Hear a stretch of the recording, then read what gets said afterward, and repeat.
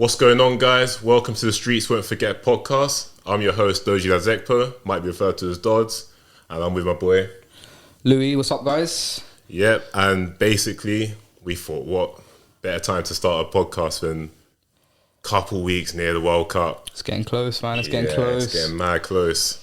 Me and Louis, literally, from time, we've just been chatting about ball, man, so it's only right, isn't it, that we just thought we'd do a podcast, man. Yeah, we thought we'd start rolling because it's been in the works a long time, but never really had the bottle to do it. So never had the bottle, never had the time. Many things, man, many things. But here we are. So yeah, let's not even waste time. Yesterday's games, bro. Big games, innit? Yeah, some big games. Where we start in Liverpool. Yeah, we can go with the Liverpool Spurs game. Yeah. Interesting matchup. Obviously, Liverpool were looking for their first away win of the season. Yeah. And Tottenham in typical Spursy fashion. I think what's peak as well is that Spurs ain't had that statement win yet this season, man. No. Went to Arsenal, got slapped.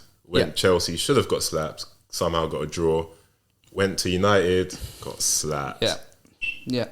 And the thing is, I actually think they played quite well yesterday. I know, that's the thing. Like, second half in particular, I think first half started off too slow. Yeah, and it's just the silly mistakes as well. Yeah. Probably should have scored in the first half. Perisic hit the crossbar. Yeah. Alisson made sort of like an improvised save with his face. Yeah. He does that a lot in the Ajax, and he seems to save any part of his body. He's one of them goalkeepers who... I remember Van der Sar used to do it back in the day when I used to watch him. They just make the most random saves, and it looks like they don't mean to do it. And the one yesterday, he probably didn't mean to do it, but when you're the best at what you do, you just things just come off. It just falls into place for you. Yeah. And at the end of the day, that when you look at it, that got them the win. Like, did get them the win. Yeah. Salah finally looks like the Salah we all know. I know. And you know what's mad with that is that Salah's, like, he's not been his best this season. Nah. And there's been talks about maybe going forward, Liverpool replacing him, whatever. All competition, he's got 14 goals still. Crazy. It's mad. In the Champions League as well, he has been the Salah of old. He's been scoring goals. The performance levels, for me, with Salah, a couple of years ago they were great. Last couple of seasons he's still been scoring the goals, but the performance level hasn't been at the top. But in the UCL, the performance levels have been tip top. Hat-trick v Rangers, goal against Napoli, scored against Spurs, scored against United. So he's still scoring in the big games. He's still Liverpool's go-to guy. He is up front. And I think there's talk of him missing Mane. I don't think he necessarily misses Mane. Nah. I think the whole team, because he's the leader of that press, he was the one who would get you going. He'd be the one, the goalkeeper would have the ball at his feet, he'd be closing them down. He's the instigator. Yeah, and then obviously that inadvertently has affected him because they're not winning the ball as high up the pitch anymore. Nah. The midfield looks a little bit washed now as well. Yeah, it does. They need reinforcements there. Yeah. I thought yesterday Thiago weren't quite his usual controlling self. No. Fabinho, we spoke about him bare in the group chat. Yeah. Looked better yesterday. And obviously got Elliot as well. Yeah. There's something with him. You can see, like, he's obviously... You can see why Klopp plays him. He's got that bit of cockiness about him. He's ready to battle. Yeah. I think, obviously, he's 19, so he's not going to be the polished end product yet. But he's fairly technically secure. He's just, at the moment, it's one of those ones where he shouldn't be relied on to play every game. No, he shouldn't. But he's a good player. He's doing well. Yeah. They definitely need one or two, probably two in there. One or two, yeah. Because Henderson as well. Henderson's seen his days, I think. Yeah, I think Henderson's seen his days. Milner still gets games. Milner's like my dad's age. Literally, Milner. Milner was scoring goals when we were in flipping nursery. Bro. Yeah, for real. Credit to him, obviously. Yeah, obviously. He's managed to have a 21-year career now in the Premier League, and he's not finished yet. So, listen, I'm not saying Milner, I'm not saying Henderson, I'm not saying these guys are bad footballers. They're good footballers. But at a top club like Liverpool, who have aspirations of titles, Champions Leagues, even top four, I don't think these guys play for any other top four team. Nah, top four, not even that. Even teams like Newcastle probably ain't looking at a Milner. Yeah. Like, I mean, maybe a Leeds, down there. That makes sense because he came through from Leeds, innit? Yeah. So but he should be doing the retirement lap now at Leeds. A couple of years at Leeds, maybe the MLS. He should be doing that now. He shouldn't be starting every week for one of the best teams in the world, let alone the country. No way. What do you think about the penalty decision on? I think it was Sessegnon. It was Trent on Sessegnon. You recall that? The little the push. Yeah, they're saying that penalty because we've seen quite a few of that this season. Yeah, I mean, I think this is the inconsistency of referees and VAR because the day before it was very similar what happened with Cancelo. There we go. Got the red card. Yeah. But I don't think maybe both were penalties. I don't think Cancelo's was a red card. That's a crazy decision. Yeah. Although if it's a goal scoring opportunity, they're not a red. See, this is what I mean. What rules? What's the rules? Yeah, because there's supposed to be a thing of double jeopardy. Yeah. So does that exist? I don't know. That just seems to come in and out. I feel like. Yeah. But because yesterday it would have been a soft pen. Yeah. When I first looked at it, I thought it was a pen. But I always think that when I first look at something. Yeah, exactly. We're fortunate now. We live in a world where we see a million replays, and then we see in Twitter afterwards. We see replay after replay for the next week. Yeah. It's talked about on Sky Sports.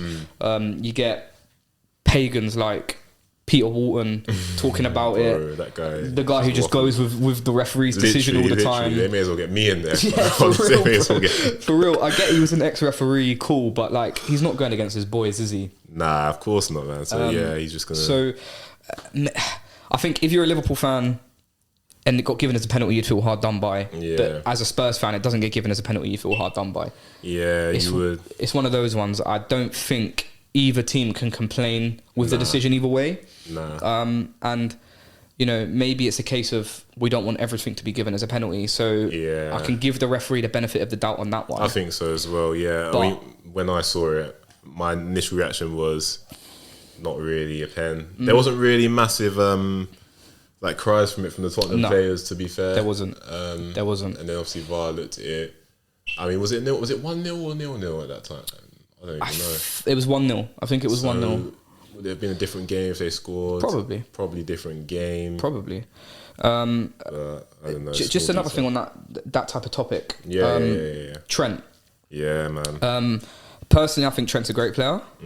He's got a lot of attributes, but more and more teams are targeting Trent now. We've seen Napoli do it with Kavica. We see Napoli do it. Martinelli the other week. United did it with Rashford. Rashford got the better of him. He's not winning these individual battles really. Yeah, man. and even in that United game, Alanga as well. Alanga got some joy down that left-hand side. And, you know, I think anyone who has got a bit of pace and can get in behind, I think he struggles with. I know. And again, comes back to that midfield. Now they've not got that compact box in the midfield who can protect him. Him and even Robertson at times. Robertson less so, but both of them at times, they're starting to get caught out now. More so Trent. But they're starting to get caught out now. And again, that causes disruptions. Yeah. And I look at Liverpool and the only convincing win they've had in the league is that Bournemouth game. Yeah. Because every game they look susceptible to counter-attacks. Every game. They look like they can concede goals. Alisson's kept them in games at times. Yeah. I mean, they're lucky they've still got elite quality in Salah, Alisson, Trent at times. That's getting them through games. Firmino's had great games. Firmino as well. I mean, Nunez is becoming a bit of a meme, but he's dangerous. Yeah. He gets his shots. He gets his shots away. He makes good runs. He causes havoc for defenders. Yeah. Dyer had a torrid time yesterday at times. So that. You're right, they're lucky they've got them type of players. And I think as well, because they've got them type of players in the Champions League now, they're going to go quite far. Well, they've got Madrid now, we'll touch on that. We'll touch on that later, but I think they're set up in the cups as well. I think so. They can win an FA Cup, they can win a League Cup, because they've got the players who can do that. And obviously teams like to rotate. Yeah. So, I mean, we've seen it. Like, they've beaten one of the form teams in Europe this season, Napoli. They've beaten... the best team in England, might be Arsenal, but they've beaten City. Yeah. And smash and grab win as well, which is unlike Liverpool. Yeah, exactly. So, and they've obviously they've scored 9 in the game, scored 7 in the game. Yeah. So it's like, you're right, for the cups, there's not one team I think you look at and they'll get Liverpool and they'll be like, it's an easy game. Yeah. If you're playing Liverpool, you're still going to have to do a lot, especially in the cups. Yeah, and I think with Liverpool, I look at City, I still fancy Liverpool more in the Champions League than City. And that's not just because of the heritage and the history, although that obviously goes some way. But I just think when it comes to those type of games, those type of moments, you know what Klopp's like. He's going to be drilling them in every single, meeting they have. He's going to be drilling it into them. And they've got the players who can be dangerous. So yeah, of course, man. I mean... Yeah, like that's the thing. It's still for in terms of win the Prem. I think that's not happening. I don't think it is. But like, if they get their consistency all right, I mean, they can FA Cup or something this season. Champions League might even still be an ask. I don't trust this Liverpool team at the moment. I don't to get their consistency. I agree, especially with some of the teams that are about in Europe right now with the quality they have. I do agree. And I think over a 38 game season, I fancy Man City more. Same. Just because I don't ever really see them. I don't see them. For instance, if that was City against Leeds, I don't think they lose that game. Maybe they get a draw. They don't lose that game. They don't lose that game. Like even with Fulham, the Fulham game, which we can go on to now. Yeah. City at times. I only watched bits and bobs of it. I was busy doing things, but City at times they didn't look like the City that we know. I know they didn't. And yes, they didn't have Haaland for most of the game, but they find a way. They find a way, bro. They've got players. They've got the KDBs. Yeah. They've got guys like Alvarez now who can come in and score goals. Gundogan's there. Bernardo Silva's always consistent. Yeah, they've just got everywhere you look, man. There's not one player in the squad, City. Yeah, even the youngsters. There's not one player you look at and is a bit iffy. Even guys like Cole Palmer's all right. Yeah, that guy is Wilson. Is his name? Wilson. He played the other day in the Champions League. Rico, what's his name? Is it Rico something? I don't know. The guy who scored the goal, but yeah. They've got these guys, and it just seems like now they've got Foden through the door. It seems like they're just going to pump out all these academy players now who are just going to. Like for instance, you said the Cole Palmers, stuff like that. They're just going to come through and they're going to get stronger and stronger every year. Yeah. And I think as long as Pep stays there, it's domination. They're probably going to win the Premier League every year. Maybe Arsenal, maybe 4 or 5 years time of United, maybe a couple of years time of Chelsea. Yeah. But I think for the most part, if you're looking at it on like a 5-season basis, City are winning it 4 times out of 5 with Pep as the manager. I think so as well. And I don't know what it is, but for a team that plays they play good football, but I just find them so boring. I know, like especially this season, they ain't really been champagne football in a lot of games. Like we saw Saturday against Fulham.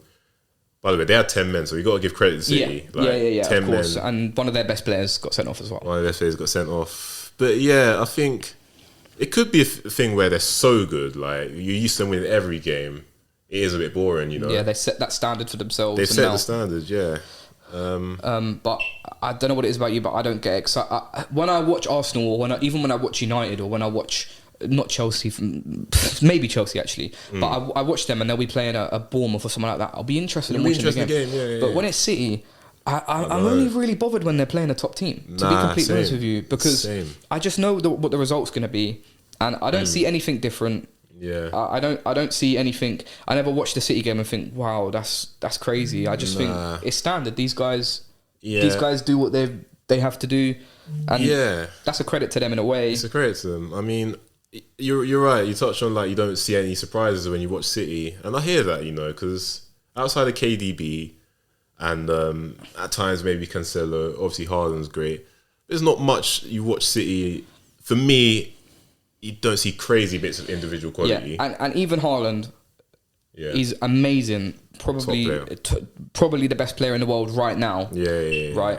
I never watch him and think, like, I've seen something different today. You know what you're going to get. You're going to get a guy in the box. He's going to bully defenders. He's going to score goals. But it's not like when I used to watch Messi or Ronaldo back in the day, and they'd get you off your seat, and you wouldn't even support either of the teams they're playing for, but you'd be off your seat. I don't see that with City. So you think City are missing that one player who's like just got the individualism about him? I think that was supposed to be Grealish, to be fair. Yeah, and I'll be real. I don't think they missed that, because the way Pep set them out is everyone knows their role. Everyone, they don't lose the ball. yes, it would be nice as a neutral fan, and maybe for some City fans, it would be nice to have someone who gets you off your feet. And maybe for some people, Haaland gets them off their feet. You know, everyone views football differently. Maybe Foden, maybe De Bruyne, maybe these guys get ballers, man. Yeah, they've got ballers, and maybe these guys get other people off their seats. But for me, I'm not seeing someone who I watch and I think this guy really excites me. Really, even Foden. I love Foden. He's a great player, but I never see him do something and I think, wow. This guy is like, you know, when you used to watch Ronaldinho back in the day and people like that, and you used to think, wow, this guy, like, he's bigger than football itself. He brings people. You'll be with people who've never watched football before, and they'll watch that guy and they'll think, wow. This guy's amazing. Messi did that. Ronaldo did that. I've never seen that with these City players, as good as they are. And you know what? I think people listeners that might be like, is that a bad thing if they're winning games? But you know what? I think it's an issue because when it comes to the key moments, man, like because City are now it's a thing of they need to win the champs. Yeah, of course. And we saw last season the game against Real Madrid, they didn't quite have that one player who would just do that thing. You're right. KDB had a quiet game in the second leg. KDB had a quiet game. Mahrez, I think, had a good game, but still, they didn't have that one player who's... You've seen Neymar in the past against PSG years ago for Barca. Just take the game, say, like, I'm going to win this for my team. Yeah, Suarez. Yeah, Messi's done it. So City, they have the system, but it's like... I don't know. For me, if they were trying to win champs, they need that... It's a good point, and I'm thinking back to all the previous teams who have won the Champions League, and I think other than Chelsea a couple of years ago, but that was a very weird season. Strange season. I think last year Vinicius Junior, Benzema's amazing, but Vinicius Junior got them out of holes with running in behind, dribbling past people. Vinicius Junior.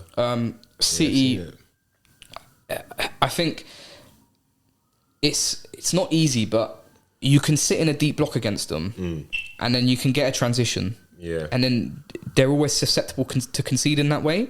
Yeah. And they've got KDB, yes, they've got Haaland, yes, they've got guys who can do amazing things. But you're right, they don't have that guy who can grab a game by the scruff of the neck. For me, they don't. I know a lot of people come at us probably and say, like, "That's fine, they come at us. We want that, man." Yeah, you're not seeing Bernardo Silva, you're not seeing this guy, that guy. I'm telling you, none of them guys are doing Neymar, Messi. Yeah. Even like an Iron Robin, just take the game, man. Beat a few man, play the top bins. I'm not seeing that for City in the big games. Of course, over a 38-game season. Yeah, you see that against Bournemouth and against United as well. See against United. Yeah, you've seen that, but I don't think United are on City's level. So I don't think you can... Yes, it's a big game, but I don't think you can look at that game as a defining game in the season anymore. Maybe 7-8 years ago, yes, that's a defining game of the season, but now that's just another game for City, as much as that pains me to say.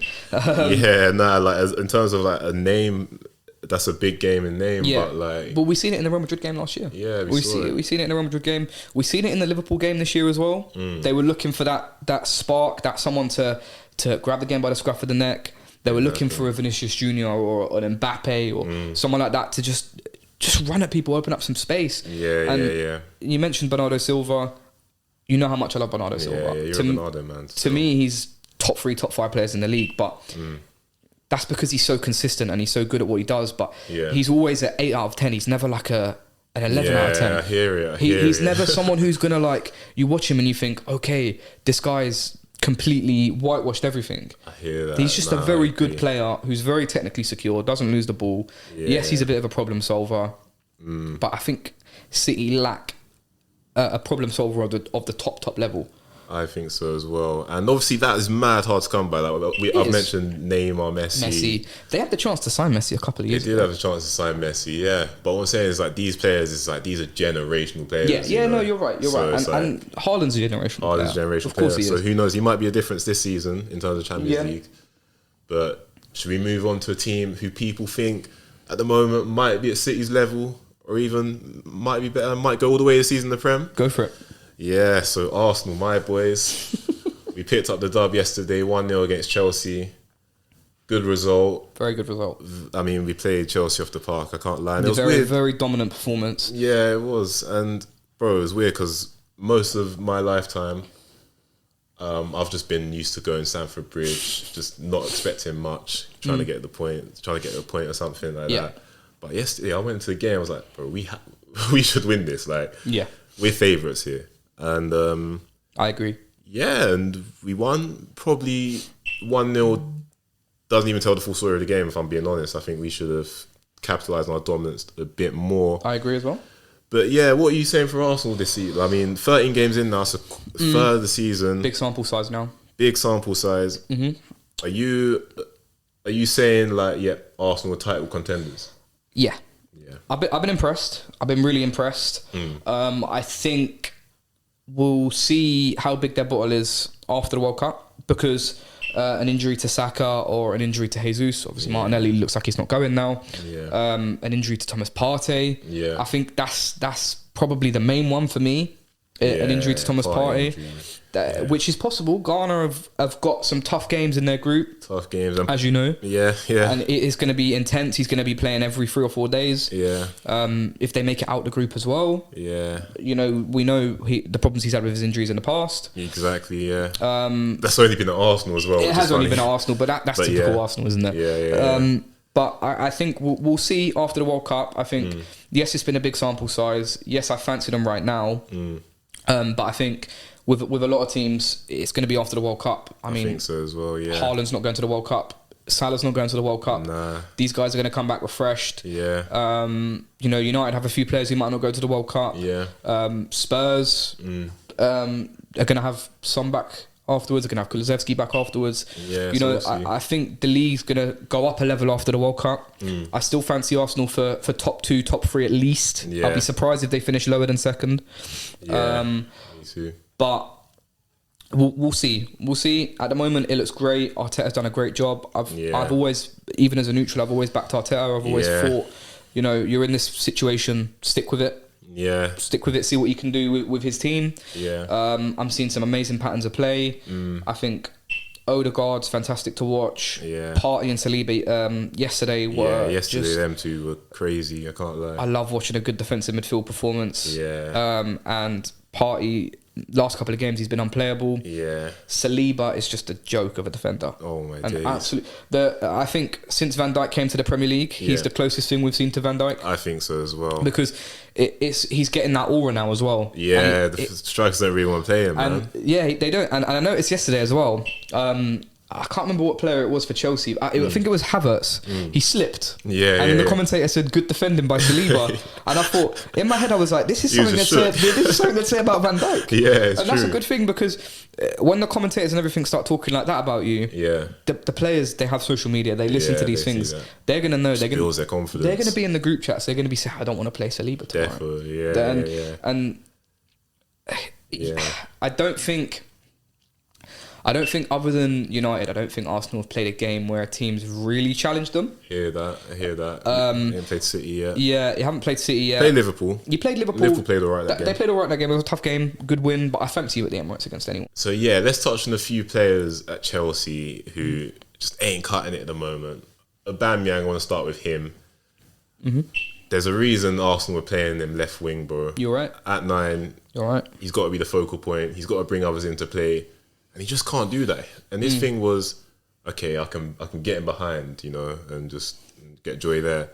He's lost the pace now. He's an old, for a footballer. He's an older guy now. And it's just, I don't know. That signing for me was mad lazy recruitment from Chelsea. It was, and another warning sign though should have been for I think it was for a lot of Chelsea fans, but for the board, I know they're new. The board, they're gonna figure things out, whatever. But I know Barca are in a financial situation, right? But if that was Pedri.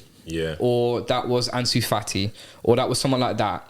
They're not letting them go after 6 months. No way. No matter how much they need the money, they're not letting these guys go after 6 months. So the fact that they let Orba leave after 6 months should have told you that if he's surplus to requirements there, yes, I know they got Lewandowski. But there's a lot of games in the season. If he's surplus to requirements there, in a Barca team that aren't pulling down any trees, yes, they're a good side, but they're not pulling down any trees.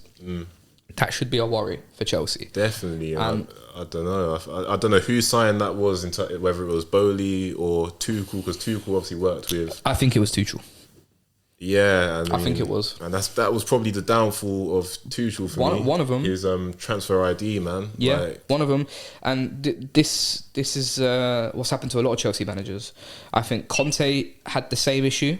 I think the coaching and stuff like that wasn't an issue, and Chelsea still played well in the big games. They still got results, but I think that the transfers with Tuchel. I mean, I put a tweet out. Yeah, you liked it. Yeah. That window they had this summer, I know it could come good. They've got some players like Fofana in there, but right now it's looking like a really, really poor window. But like, are we even surprised? Bro? No, like, I'm not surprised. We looked at all of them signings. For me, I looked at all them signings, and there wasn't one I was like, he's a difference maker. Yeah. Fofana, cool. He had a great season, lockdown season. Then he was like out for a year. Cucurella, to be fair, had a good season at Brighton, but I'm like, your problems are elsewhere. You've got Chilwell. That much money as well. 62 mil. Why are you getting him? They needed a striker. Sterling deal as well. Yeah. I mean, we saw that one as well, kind of coming. It's a controversial one, right? And I got a friend who's a City fan, and I spoke to him about Sterling yesterday, and he said the issue is that he's now surrounded by worse players. Yeah, and facts. It is facts, and I do believe that. And Sterling was always the type of player who, for the most part, he's a good footballer. He's not an amazing footballer. Yeah. He's not someone who... He's someone who will get you 20, 25 goals a year, which is great in itself, but he's someone who thrives in the box, firstly. His best work's in the box, or in and around that area, sort of 25 to 18 yards. That's where he does his best work. Yeah. But you have to get the ball into him to that area. Yeah, definitely. And maybe this is something on Potter as well, because Potter's now trying to use him from deep, and get him to carry the ball. And I see why Potter's doing that, because Sterling's probably the only guy who's capable of doing that, because that's how he used Trossard at Brighton. Yeah. And Trossard would get the ball from deep, play it forward, and then attack the box. So I get why he's doing that. But the issue is Sterling's best work is in the box. It's in the box, man. Yeah. Like, Sterling's not a guy... I know we saw it in Euros where he kind of took a lot of the creative responsibility for England. Slower game, though. It's a slower game. Sterling's not a guy who's going to get the ball, link it up, create. His thing is final action, like getting on the back post, movement. Yeah. Finishing the ball. Yeah, and obviously at City you're going to get, like, you've got KDB, you've got all these players we mentioned earlier. Bernardo, Cancelo. Bro, Chelsea, you got Conor Gallagher creating for you, man. Like, you've got your best creative outlets are your wing backs who are injured at the moment. And so I'll touch on the elephant in the room with that creativity. Mason Mount. He's someone who divides opinion a lot on social media, and I really see why. Right, and I don't want to be a hater, because I'm not a hater. Yeah. I like him. I'm sure he's a great guy. Yeah, he's a good footballer. But in terms of, he's an attacking midfielder, right? Yeah. An attacking midfielder's primary responsibility is to create chances for your forwards. Yeah.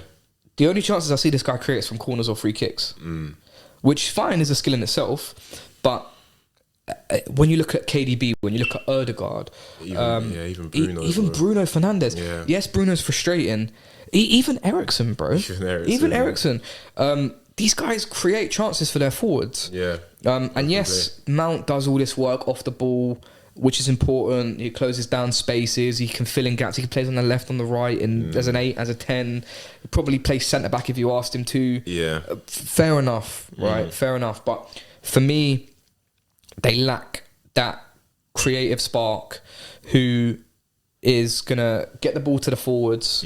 Because they've got a lot of tidy players, a lot of nice players. They've got Mount, they've got Kovacic. Even Loftus-Cheek at times is nice on the ball. Yeah. Mount's good on the balls. Havertz has good little touches and good little dribbles into the box, but there's no substance there at the end of it. There's nothing there where I look at a player and I think, don't give him any time from deep. Yeah, literally yesterday before the game, like, I was like, who Chelsea got? Like, who's going to hurt us today? And the closest player I thought was obviously Sterling or Mount. But bro, Mount was invisible yesterday. He's been invisible for a lot of Chelsea games, man. Yeah, he has. He has. And yes, I know Chelsea fans love him because he's done some good things in some good moments. He got the assist against City in the Champions League final. I think he got the assist in the semi-final as well, if I'm not mistaken. Yeah, he did well in the cup run. Yeah. But for me, their most scary player is Reece James. Reece James, yeah. He's their most scary player. And for a right wing back, that is crazy. Yeah, for a club like Chelsea, who've, been, in terms of this century, second or third. Crazy. Guys like Drogba, Diego Costa. Bro, they've had threats, even Hazard, or even guys like Oscar Fabregas, bro. Yeah. And like Mata as well. Mata was cold for Chelsea. Yeah. And you compare it to now, Havertz, Mount, Pulisic. That team, massive rebuild. We said this in the summer, to be fair. How many rebuilds do they need, though? I know. Because it feels like every summer... Yeah, they need a rebuild. But then they sign the wrong players every summer. And then 2 years down the line, they've got £300 million worth of players who won't go. And this is a problem United used to have. They've got a little bit better at it now, but they've got all these guys and they just can't get rid of them now because Loftus-Cheek's still there, playing a role this season. Yeah. They've got thousands of players out on loan still. Yeah. Gallagher, a decision should have been made on him. Is he going to be in your starting 11 or are you going to let him leave? Yeah. Pulisic. Yeah. What's the situation with him? Yeah, he's not really putting up trees. Ultimately, it's the same issue that United had. Chopping and changing these managers, getting new guys in, chopping and changing. It was Lampard, who's a completely different coach to Tuchel, and then Potter, who's a completely different coach to both of them. Yeah. There's no continuity, man. There is no continuity. And for me, Chelsea thrive the most in chaos. Yeah. They thrived the most when they had Mourinho, when they had Conte, when they had Tuchel, who came in for 6 months, won the Champions League. Di Matteo came in for a little bit, won in the Champions League. They thrive in the chaos. It's just somehow, somehow they're just one of them clubs. They're like a cockroach. Yeah, I know. They're just like everything else has gone wrong, and then somehow they tread through all this adversity. And when it starts to get 2-3 years into a project, it's sort of like, bang, you're gone. Yeah, and this is why I love Graham Potter. Yeah, same. I think he's the best fan. English. Him and Eddie Howe as well. Eddie Howe's done a great job. We'll touch on Newcastle in a little bit. But them two have done amazing jobs, and they're great English coaches. But I think this is going to sound so crazy, but I think that Tottenham job would come about in a year to 18 months. I think that would have been better for Potter than the Chelsea job, because Chelsea need a manager who is like Tuchel, who's like Mourinho, who's like Conte, because whenever they've had a project manager, they had Lampard sacked, Sarri sacked. I mean, who they have years? Vish Boas. I was going to say that, sacked. Yeah, they need. Would a Zidane have been good for Chelsea? I feel like he would have. Zidane would have been great for Chelsea. They're a club who can do the short term success thing. Maybe they want to change their model and be long term. And I get that, but that's going to take. They're going to have to suffer before that comes. Suffer, and will the board have patience to take suffering like Arsenal did? No, I don't think they will. So I don't think they will. Yeah, for me, it's a long season ahead for Chelsea. Next week they got Newcastle. I can't see them getting a result. I can't see them getting a result there. Got City in the midweek as well. Yeah, so again, can't see them getting a result there either. Cup, so it's not that deep. It's not that deep, but Pep loves the Carabao Cup, doesn't he? Exactly. That's his thing. So, but if they get 2 losses on top of this one, that'll be 4 losses in a row. And then you're starting to worry about. You might even start to worry about Potter's job. Surely not, though, after this early. But you never know with Chelsea. You never know with Chelsea. They're a very reactive club. They were under Abramovich. Yeah. They seem like they are now under Bowley. And I feel a little bit sorry for that guy. I can't lie. Yeah, I know. Maybe some of it is his own doing. Yeah. But he's not a football guy. He's probably trying to learn football really quickly. He seems like he genuinely cares about what he's trying to do. Yeah, he pumped in money. Yeah, he doesn't seem like the Glazers who are just sort of spend money to hush the fans up. Yeah. They don't seem like Liverpool's American owners who only spend when they really have to. He seems like he's got the best interests of the club at heart. But at the end of the day, if I walked into a hair salon and started cutting hair, people are going to be peed off with their haircuts, aren't they? It's true, man. Let's be honest. It's no matter how much I'm investing or how much I'm trying, nah, it's facts. You need professionals who are going to help you. Yeah, definitely. Potter's a football guy, football boffin. Yeah. They've got, I think his name's Dan Ashworth now, who's not the director of football. He's like some strange role. Yeah. I know they were looking at Michael Edwards, and so were United. That would be a great coup for them, but they need these football people who Bowley can then refer back to, or they can refer back to Bowley, and that needs to be a very unified presence. So yeah, I think that if they've now got themselves in this Potter project, the same thing I said about Arteta, if they finish 5th or 6th this year and next year, you know, as long as there's an improvement, as long as you can see what they're trying to do, you got to keep Potter there. You've got to give him 3 or 4 years. You've got to let him build his squad. Because essentially they're rebuilding the whole... It's not just the team, it's the whole club. It's the whole club, man. It's the whole club. They're rebuilding the whole club. So, you know, you've got to let Potter cook. You've got to let Bowley cook, but you've got to get these tools in place to be able to be successful, to then get back to where Chelsea... probably belong from where they've been for the last 15 years. Yeah, nah, you summed it up perfectly. So I think the message there is it's going to take time with Chelsea, and we don't know if they're going to have, the club itself's going to have the patience to last, to trust these processes. And the fans as well. The fans, they're used to success. They're used to winning trophies every year. They're used to competing for titles. It's the same as Arsenal. Sometimes you have to take a step back. Sometimes you have to just humble yourself. And you have to think, you know, you're not going to catch City by just chopping and changing managers every couple of years. It's not going to work. It might work once, but in the long term, you know, you see how much Klopp's Liverpool have struggled to knock City's dominance. It's a great team. It's a great team. You're going to need patience. You're going to need 3 or 4 years. You're going to need a lot of money. You're going to have to make some difficult calls. You're going to have to see some of your best players dropped. You know, you're going to have to be... Chelsea have this thing... all the big clubs have it. They've got player FCs, which I find so stupid. It's dumb. Auber FC, Mount FC, Havertz FC, like, bro, support Chelsea FC. That's your club, bro. That's your club. So, listen, if Potter makes a decision where he wants to get rid of Havertz, then get rid of Havertz. Exactly, get rid of him. Then get rid of Havertz. Get rid of whoever. And then if the club's not happy with that, then you get rid of Potter and you get someone else in, and the same process is going to happen again. Yeah, exactly. So, talking about processes, though, another club starting the process recently, didn't have the best of days yesterday. Man United. Boy, what happened yesterday, man? I watched a lot of the game. I had that and the Newcastle game on split screens. The main talking points for me, I'll start with the big one. Okay, I'll start with the big one. I'll get it out of the way. People aren't going to like this. Ronaldo needs to go. CR7, man. And in his defence, he's been better recently in terms of linking up the play. He's not been throwing and waving his arms around. I seen that a couple of times yesterday, but that's just him, isn't it? Right? But I think for his perspective and from Man United's perspective, the best thing United can do in January, try and sign a striker and get rid of Ronaldo, because that situation is becoming beyond football now. And he's a 37-year-old man, so he's not going to press. That's fine. You know, not every player has to press. But in certain systems, in the system Ten Hag wants to play, you have to be proactive. You have to press. When you've had Rashford up front, Rashford's been making those runs in behind. He's been pestering the defenders. He's been pestering the goalkeeper. You know, and if you're not going to do that, you have to be someone who's going to bring other players into the game. Ronaldo is not going to do that anymore. Ronaldo is the type of guy who will be in the box, he'll score goals, give him chances, he'll score goals. But that's not how United want to play.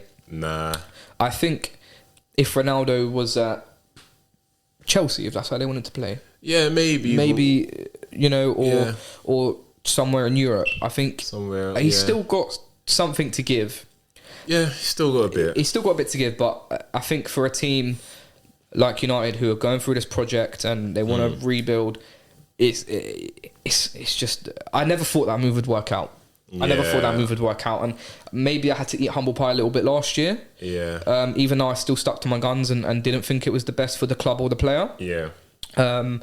But I just think that situation's got a bit nasty. I think Ten Hag's handled it quite well. He's done as best as he can, but a lot of it's politics. I'm sure the Glazers are in his ear saying they need to keep Ronaldo for commercial reasons, which Why do a club like Man United need a player for commercial reasons? They're a commercial powerhouse themselves. Exactly. And you've got new commercial entities coming up on the scene anyway, like Mbappe's, Haaland's, like, you know, Ronaldo's. You've got these marketable guys.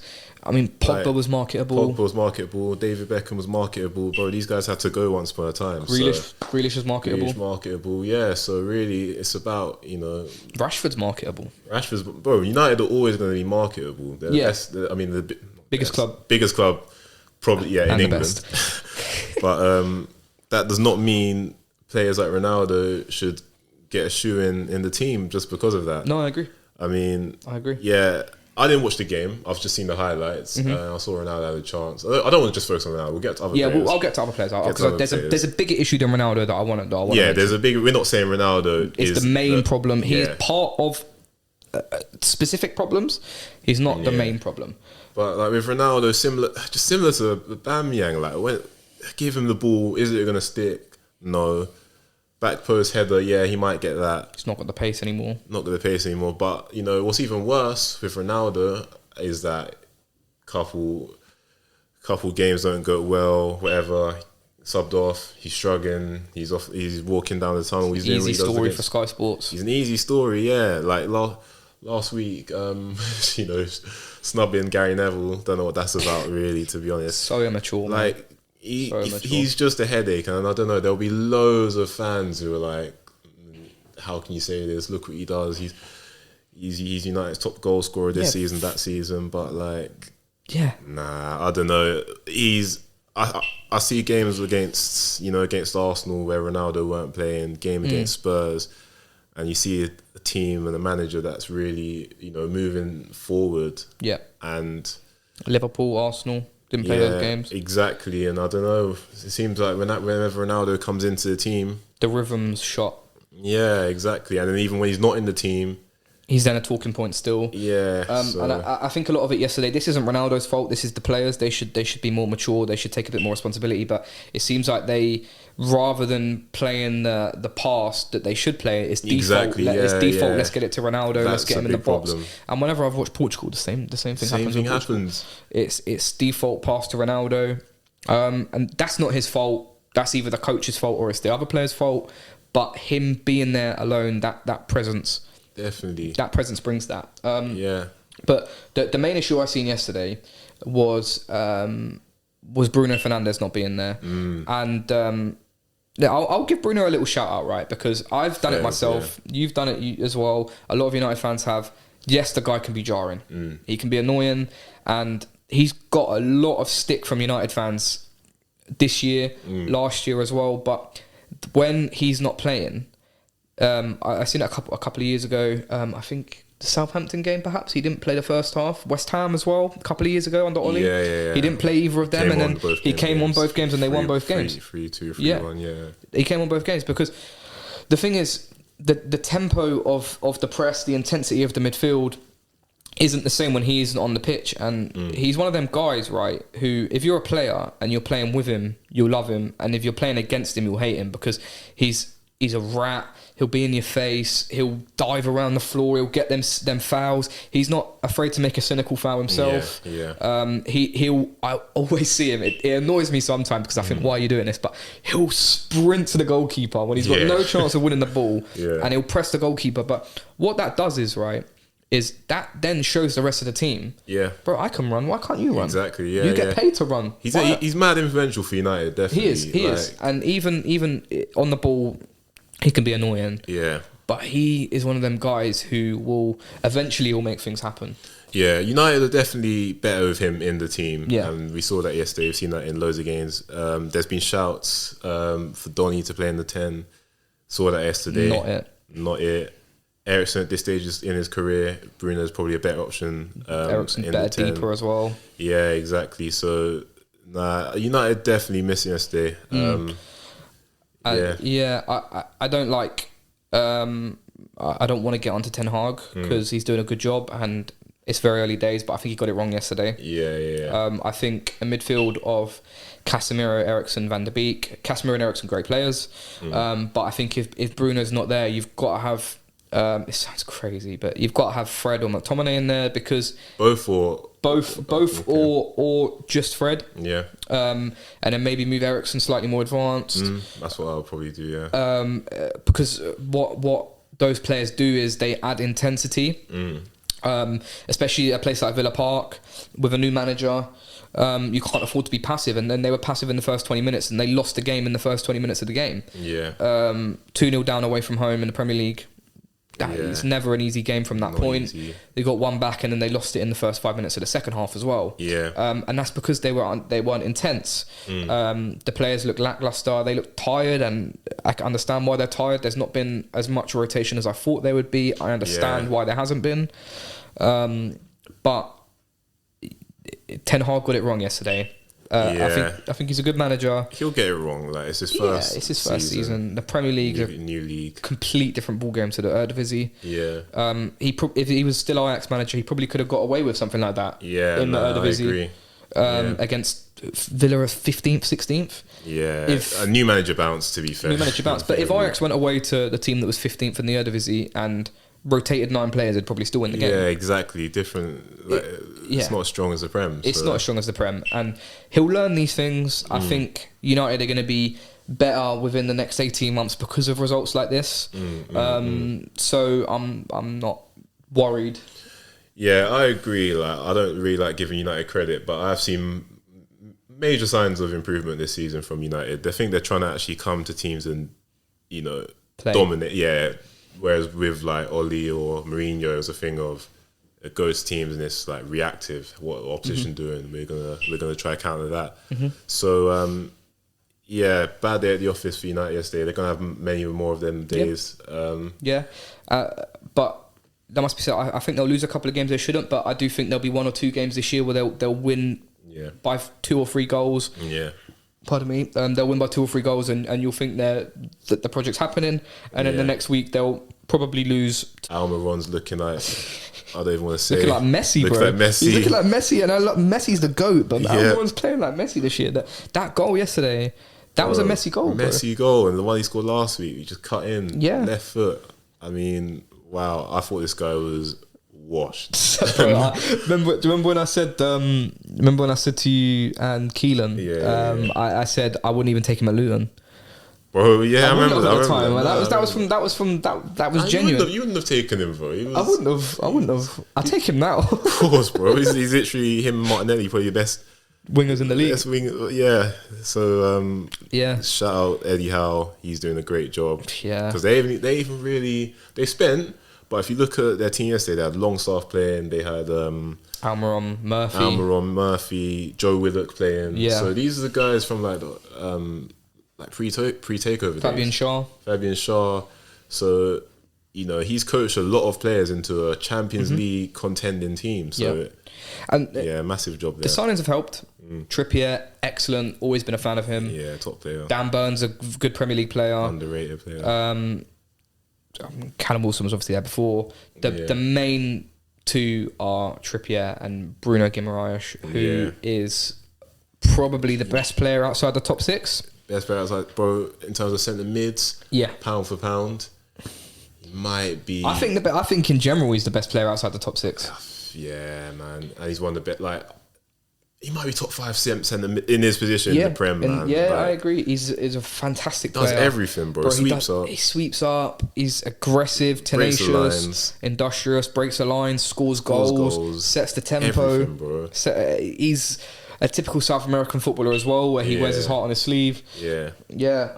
And what I like about him is, like, he's a midfielder, bro. He's not even like he plays in a 6, but he's just like, back in the day, it was 4-4-2, bro. Just 2 CMs who were just midfielders, bro. Everything. He reminds me a bit of Gerrard, to be honest. I know, the way, it's a crazy comparison, but he reminds me of someone like that. Yeah. Who he's got that dog in him as well, which is huge. Yeah, exactly. And I'll be honest, Liverpool, Newcastle, I can see them Champions League. I can see them Champions League. I can see them winning the title in the next 5 years. Yeah, same. I can see them winning the title in the next 5 years. Same. And again, special mention. I know he wasn't fit yesterday, but Joe Linton. Oh yeah, this guy is good, bro. This guy is good. Box to box, aggressive, strong. Yeah. never loses the ball, and if he does, he wins it back. He's a bully. He's up for the fight. He loves a backs against the wall performance. Yeah. You know, again, credit to Eddie Howe for coaching these players. And I know it's been said by a lot of people. I was doubtful of Eddie Howe, but he's done a fantastic job so far. Yeah. At this moment in time, he's probably my manager of the year. If Arteta wins the league, it'll be him, let's be real. But Eddie Howe, my manager of the year right now. One of the best managers in Europe, performance-wise, this year as well. Up there with Luciano Spalletti at Napoli. But Newcastle, excellent. Really good. They'll be in amongst it, Champions League this season, I think. Definitely. Any other games you want to touch on? The Leeds 4-3. Good comeback from Leeds. I'd be honest, I didn't watch the game. Neither. But Leeds look like they're playing for Jesse Marsch. Yeah, they do. They look like they're up for it. They look like they don't want him to go. They do need to sort out the leaky goals issue, because that will lose him his job eventually. Yes, right now they're fighting, but never ends well when you're fighting, you're showing desire, you're showing fight, but there's only so long you can fight for, really. There's only so long you can fight for, and they concede too many goals. And I get Leeds are a club who they want to play a certain brand of football. They've got a lot of heritage. They're a huge club for. They're not a United or a Liverpool. Traditional English club. But they're top 7, top 8 big clubs in England. Maybe a little bit lower, but definitely around that sort of area. So they want to play nice football. They've got one of the loudest grounds, if not the loudest in England. So I get it. It's a tough job. And they want to play a certain way. That probably comes from back in the day, and also they had Bielsa as well when they came up. So they've always played that brand of attractive football. But there becomes a time. Got to sacrifice it. You have to think they've lost Rafinha, they've lost Phillips. I like Aronson. I think he's a great player. I like Tyler Adams. Adams good. Sincerio Somerville, coolest name in football, and he's a baller as well. I like these guys. Shout out my Italian brother as well, Willy Notto. Looks a good little player.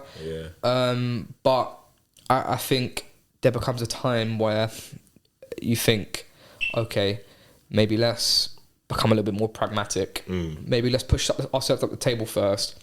Secure ourselves as a mid-table team. Then we can start becoming a bit more expansive and start playing better football. I agree, and I kind of thought Thingy was going to do that. Marsch, but he's short up a little bit for but I don't know. He's a Red Bull school coach though. So he's these guys always play that pressing. Heavy metal, high intensity football. You give your all every week, so it does make you susceptible to losing games. But it's the Premier League, bro. And you're gonna need to just be a bit sturdy. It's tough. You can't be conceding 3 goals to Bournemouth. You can't be, because if that's a United or an Arsenal or a Liverpool, they go 3-0 up. They're not losing that game. You're not winning that game. Even someone like a Villa, now they've got you go to Bournemouth. You concede 3 goals against them, you're not winning that game. No way. And I mean, just before we finished, we saw just now that Champions League draws happened. I've got the draw here. If you want to go through some of the games, quickly react to them. So another easy draw for City. They've got RB Leipzig. They play the first game away from home, I believe. So the second game's at the Etihad. City going through. They don't have any problems there. I agree. Interesting, but probably slightly boring for the neutral tie. Bruges versus Benfica. Interesting tie. Bruges have improved a lot this season. Two of the surprise packages, I think. Benfica, I think, are a very good team. They are. Some good players. There. I have Benfica there as well. Really impressed with Enzo Fernandez whenever I've watched him this year. Baller. Liverpool versus Madrid. Massive game, Huge game. Repeat of last year's final. Madrid and Liverpool's kryptonites as well. Who's gonna? That's a tough one, man. Gut instinct tells me Madrid. I can never go against Madrid in the Champions League. But you can never normally go against Liverpool in the Champions League. Those are the 2 knockout teams you just don't want. And as a neutral, I'm quite glad that they've got each other early. Because it gives the other teams a chance to have a little bit of a go.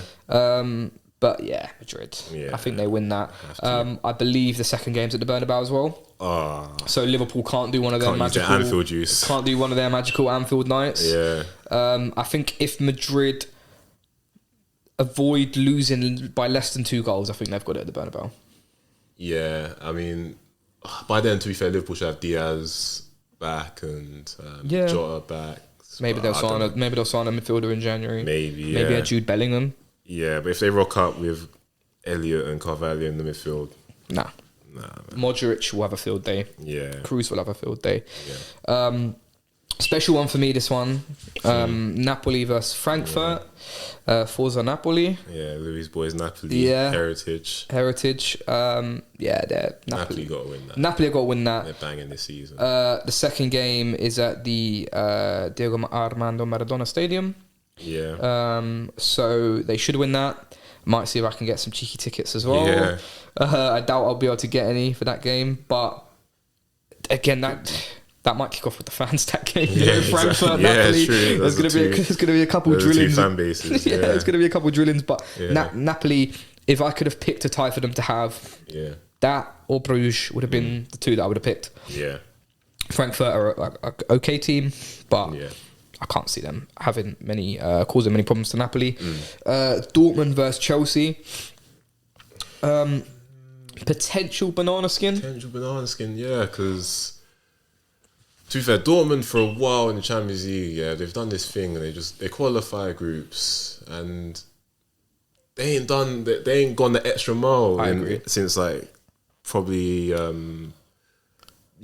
Klopp days, man. So for that one, tough to call it. They looked alright against City in both games. Drew 1 game and only lost by 1 game. But I'll go with Dortmund actually. You gonna go Dortmund? Yeah, okay. I'll go Dortmund. That's an interesting one. Because I'm really not rating Chelsea, man. Yeah, I still think Chelsea have. They don't concede many goals. And I don't think Dortmund are anything special. Jude's always good when he comes back to England. Yeah, Mokoku's looking alright for them. This season. They've got some. Adeyemi's a good player. Yeah. Daniel Malen hasn't really settled in yet, but he's been okay. But I mean, other than Bellingham, Royce is alright. But other than Bellingham, the team's meaty. I'll be real. Chelsea media as well. Yeah, Chelsea media as well, and Dortmund has some good defenders. Schlotterbeck, Schule, Hummels is still there going. So it is 50 that game. I'd say it's 55-45 to Chelsea. Yeah, maybe. Yeah. I'd say, but I can see your thinking with Dortmund. I'm still going to go Chelsea, although I think over 2 legs it will be either a 3-2 or a 2-1. I don't think it will be easy. Maybe we'll even go the distance. Yeah. But I think Chelsea will have just enough to get over the line. Yeah. The next one is Inter Milano versus Porto. Porto have been alright this season, isn't it? Yeah. Inter lost to Juventus last night in the Derby dell'Italia. I'll go with Porto, man. Yeah, me too. Yeah, I'll go Porto. Me too. I'd love to back the Italian boys, although it is Inter, so I'm not really that bothered. Yeah. But I would love to back Inter, but they've been not good this year. Yeah. I still think they're in a bit of a hangover from losing the league last year. So, yeah. Milan Spurs. Another 2 teams I've watched this season and not been impressed by. I agree. If you had to push me right now, I'd probably say Spurs. Okay. Probably Spurs, yeah. I watched Milan against Chelsea. It's the only game I've watched them, so forgive me, Milan fans. They've not been very good this year. Not been great this year. No, they've not been great this year. I was actually looking at the stats yesterday, just because I'm a bit of a nerd, and they've lost the majority of their games on XG. No, for a good sign. Even when they played lower league teams, the lower level teams, they've lost a lot of their games on XG. They've not been great. Yeah. They're missing Franck Kessié. Yeah. Missing him a lot. Yeah. Tomori has been good. He's not been his usual self. Yeah. Teo Hernandez, still excellent player, still been amazing this year. Rafael Leao. Yeah. They've still got dangerous players. Yeah. Charles de Ketelaere's not been great since his move. So it's a 50-50. Yeah. I think the first game's at the San Siro. So I'm gonna. I was gonna go Milan. I'm gonna go Spurs. Yeah, I don't know. I'm going to go Spurs. I think Spurs. I don't think Spurs will do anything too much beyond that. And then the last game, other than Liverpool Madrid, is probably the biggest game. PSG versus Bayern Munich. Mad game. Hard to call. Bayern. Is it another early Champions League exit for Lionel Messi? Might be. That I just think pains me to say it because it might be his last Champions League campaign ever. If he's trying to go to America next year. We've seen this game. Obviously, it was a Champions League final in 2020. 2020, yeah. And the year after they had a knockout tie as well. Good games. I thought PSG should have won that final. Neymar missed a few chances. They should have won the final, yeah. But Bayern had the heritage. And you just felt they were always going to win that final. Yeah, you did. But then the next year, Bayern lost to them on the knockouts 3-2, I think. Transitional Bayern. I think it was. Transitional Bayern. It was still is kind of. Yeah, I think they lost Thiago.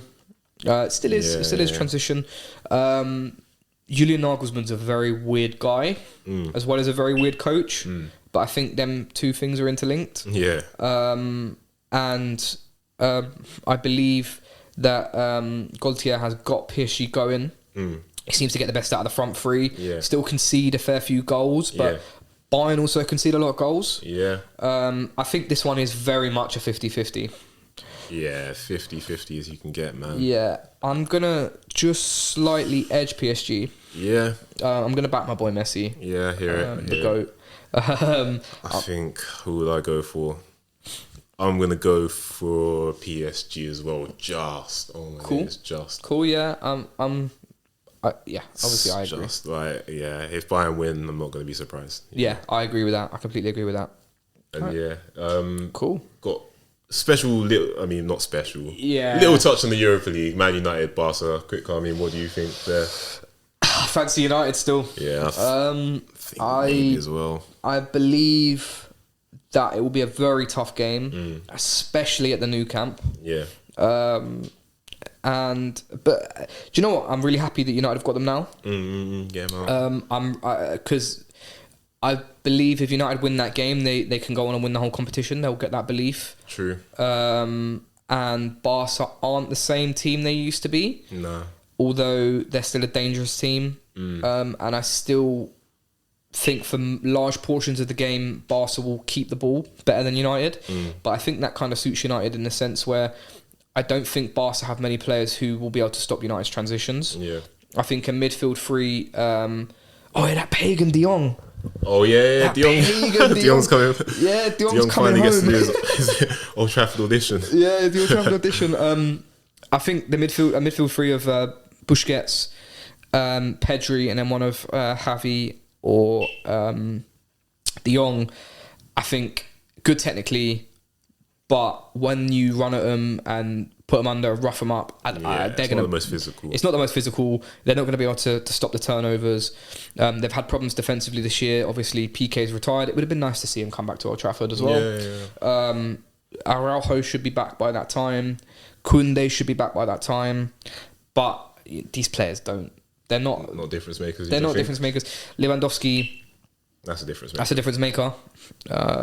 Memphis Depay's returned to Old Trafford as well. If he plays, should be back by them. Yeah. They've got dangerous players. They're a dangerous team. It's Barcelona, but I fancy United. You fancy United? I don't actually know who... I'm saying 50-50 for me. I think gonna have both as good as each other. I'm going to have a quick look where the first...